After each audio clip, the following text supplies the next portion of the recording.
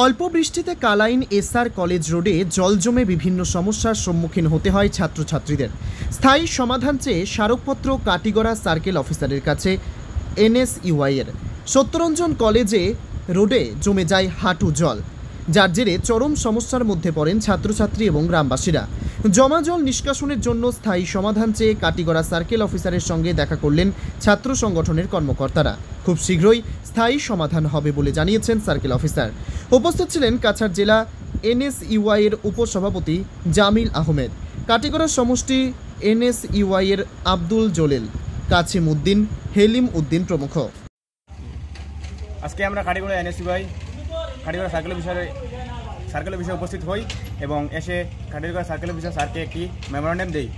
এই মেমোরান্ডামে উল্লেখিত ছিল যে এসআর কলেজ রোডে ড্রেন এবং কালভার্ট নিয়ে একটা সমস্যা, জ্বলন্ত সমস্যা। এখানে ছাত্রছাত্রীরা কলেজে যেতে অনেক অসুবিধা হয়।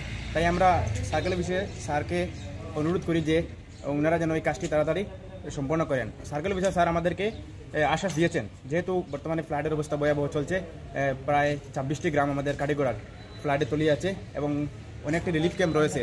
তার রিলিফ ক্যাম্প শেষ হওয়ার পরে, যেহেতু এখন আবহাওয়া একটু ইমপ্রুভ হয়েছে, রিলিফ ক্যাম্প শেষ হওয়ার পরে ওনারা আমাদের এই কাজটি করবেন। আমি ধন্যবাদ জানাই কাটিগড়া সার্কেল অফিসারকে এবং কাটিগড়া এনএসইউআই। আমরা এই কাজটি সম্পন্ন করতে পারব।